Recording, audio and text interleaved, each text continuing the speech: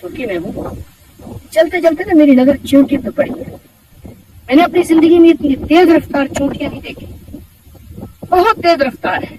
लगता है यहाँ की जिंदगी का हर निजाम तेज रफ्तार है और यहाँ की जिंदगी की हर तरतीब तेज रफ्तार है। एक बेल से निकल के दूसरे बेल में जा रही है और मुंह में इनके सफेद सफेद कुछ है। अजीब बात है, इतनी तेज शायद मेरी नजर नहीं गुजरी। मैंने चींटियों को इतना तेज नहीं देखा। अच्छा, इतने तेज रफ्तार चींटियां इनकी जिंदगी को बता रही हैं कि जिंदगी तेज रफ्तार है, वक्त गुजरता जा रहा है और जो तेज रफ्तार चलेगा, जो मेहनत करेगा, जो कोशिश करेगा, हमेशा वही पाएगा।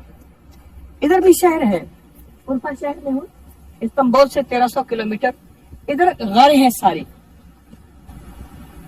तेज रफ्तार जिंदगी क्योंकि हमें बता रहे हैं कि हमें अगर मेहनत करनी है और अपनी रफ्तार को बढ़ाना है तो तरक्की पा जाएंगे। क्योंकि मौसम बदल रहा है, आने वाली है बर्फ, सर्दी आने वाली है और उसके लिए अभी से तैयारी करनी है। इस तरह मोमिन का मिजाज भी यही है कि जिंदगी खत्म होने वाली है, जो काम करना है तेज रफ्तार। नाकाम है तो क्या है, कुछ काम फिर भी कर जा। मर्दाना वार जी और मर्दाना वार बर जा, दुनिया की रंज और राहत कुछ हो तेरी बला से। इन गार वालों ने भी तेज रफ्तार जिंदगी गुजारी थी और आखिर एंड हमें तेज रफ्तार जिंदगी गुजारनी है, उसमें आखिरत का हिस्सा जरूर रखना है। आखिरत का हिस्सा जरूर रखना है। दुनिया आखिर खत्म होने वाली है और आखिरत बाकी रहने वाली है। आज के बाद तेज रफ्तार जिंदगी गुजारे मुझे अच्छी लगती है, लेकिन आखिरत का हिस्सा भी, मौत का हिस्सा भी और मरने के बाद की जिंदगी का हिस्सा भी। एक बंदा मुझे हवेली में मिला, जब गाजी खान से आया था हवेली में। मुझे कल लगा कि मेरी होटल किसी की चलती नहीं और मेरा हाल यह है कि थैले भर के जाता हूं। तो आपने 2 अमल बताए थे और 2 अमल की वजह से आपको दुआएं देता हूं और आपको मैं देखने आया हूं। मैंने आपके दर्श में कहानियां सुनी थी, शायद पहले देखा होगा। कौन सा अमल? एक तो हड्डियां कभी भी मैं फेंकता नहीं, हड्डियां कभी नहीं फेंकता, रेश कभी फेंकता नहीं और सूरत कौसर कभी छोड़ता नहीं। और हाँ, परिंद इसको बिलों में, ये जो चींटियों के बिल हैं, इनको मैं लंगर डालता रहता। बस यही मेरा अमल है और इस अमल की वजह से मैं कहा लोगों की हौसलें चलती नहीं और मेरा हाल यह है कि मैं थक जाता। ये जो हड्डियां है ना, हड्डियां मेरे आका का फरमान है, हदीस का मफहूम है। अल्लाह पाक इनको फिर रिस्क लगाता है और नेक जिन्नात इस रिस्क को खाते हैं। और मैं जिन्नात, मेरे पास वाकयात हैं, मैंने सुनाए हैं दर्स में। ऐसे वाकयात हैं कि मैंने हड्डियों का अमल दिया, उन्होंने घर में जो हड्डियां फेंकी नहीं, शांत जगह पे रखी। बिल्लियां कुत्ते बज़ाहिर खा जाएं, चील कौवे बज़ाहिर खा जाएं, बज़ाहिर। रात को जिन्नात आए ख्वाब में। अब हमें शर्म आती है आपके घर में रहते हुए और आपको तंग करते हुए। कौन है आप? कहाँ वही जिन्नात जो आपके घर में आग लगाते थे, कपड़े फाड़ देते थे, बीमारियां, तकलीफें, झगड़े करवाते थे, नफरतें डलवाते थे। जब से आपने हमें रिस्क देना शुरू किया है, अब हमें शर्म आती। कौन सा रिस्क? कहा तुम हड्डियां नहीं डालते, साफ हड्डियां जगह में नहीं रखते, वो रिस्क हमें मिलता है। अब हमें अच्छा नहीं लगता कि आपके घर में हम आपको तकलीफ दें, हम जा रहे हैं। कहा हमने ऐसे आंखों से देखा, ऐसे दरवाजा खुला और इस काफिला है बंदों का जा रहा और दूर तक उनका आसार नजर आए कि बस वो आंखों से ओझल हो गए। काश अमल से मुझे बड़ा कुछ मिला है, बहुत कुछ मिला है। और दूसरा, जो मैं बिलों और चोटियां उनको रिस्क डालता हूं, रोटियां बची, चावल बचे, बाजरा है, शक्कर है, चीजें हैं, तो रिस्क बचा, उसकी हिफाजत की और उठा के उनको डाला। गुड़ की डली आपके पास होगी, गुड़ आपके पास होगा, اور کتنے کا ملا ہے؟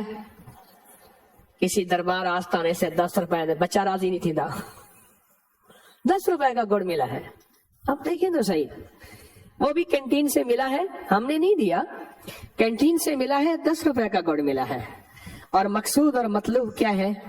کہ مخلوق کو راحت پہنچے، اللہ کی مخلوق کو خیر پہنچے، اللہ کی مخلوق کو برکت ہو۔ یہ گڑ جو ہے نا، یہ آپ کے لیے نہیں ہے، یہ آپ کے لیے نہیں، آپ نے نہیں کھانا۔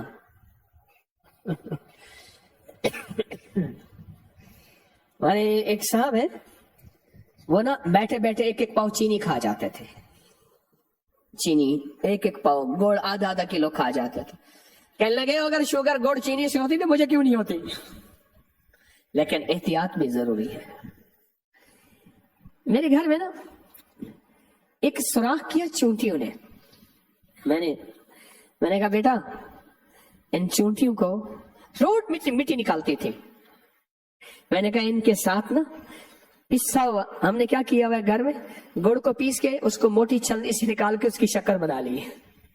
میں نے کہا پیسی ہوئی شکر یہ گڑ جو ہے ان کے بل کے ساتھ رکھ کے نا ان کو آہستہ سے کہو آپ ہمارے لیے دعا کریں اللہ ہمیں بڑا گھر عطا فرمائے۔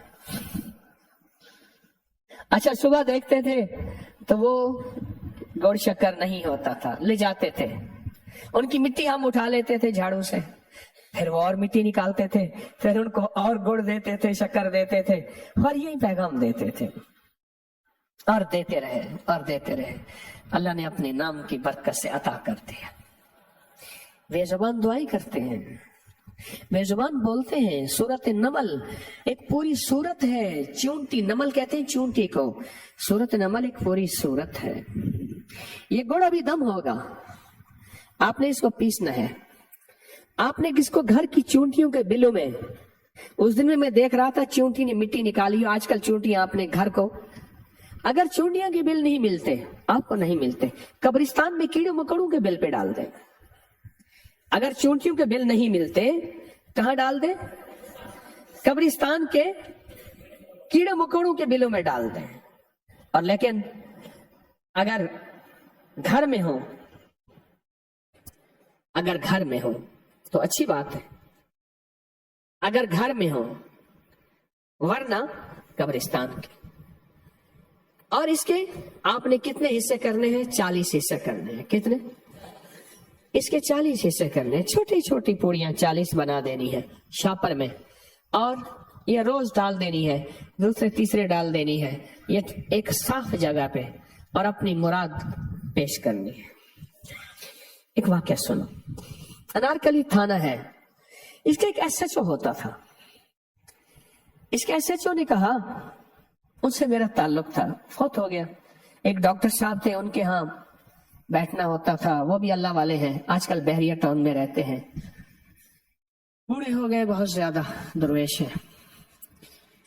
تو مجھ سے کہنے لگا یہاں انارکلی میں ایک یوسف فالودے والا ہے، سردی ہو یا گرمی، کوئی میرے خیال میں جنات کو بھیجتا ہے، جاؤ اس کا فلودہ پیاؤ، اور اس کے مقابلے میں دنیا میں ہر بندے نے دکان کھولی ہے، اور اس کی دکان میں کوئی کہانی ہی اور ہے، لینے لگی ہوئی ہیں کوئی قدرت کی۔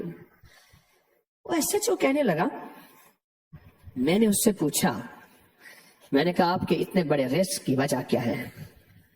کہا میں انسانوں کا لنگر چلاتا ہوں، انسانوں کو کھلاتا ہوں، بے لوث کھلاتا ہوں، اور بے زبانوں کو بھی کھلاتا ہوں، ایسے جو سوال انسان نہیں کر سکتے، اور ایسے بے زبان جو جانور ہیں۔ اور کہا میں کیا کرتا ہوں، میں یہ بے زبانوں کا لنگر، اس میں شکر بھی شامل، گڑ بھی شامل، شکر بھی، اور کہا میں کیڑے مکڑوں کے بلوں میں ڈالتا ہوں، اس کی وجہ سے رب نے میرے رزق میں بے بہا برکت دے دی۔ یہ جو بیگ لے کے جا رہا تھا حج پہ نا حاجی پہلے لکھ دیتے ہیں بیگ کے اوپر، تو بیگ لے کے جا رہا تھا، اس نے کہا یہ تو بیگ ہے، آگے اس نے کہا لبیک، اس نے آ کے انہوں نے کہا البیک، نہیں سمجھے۔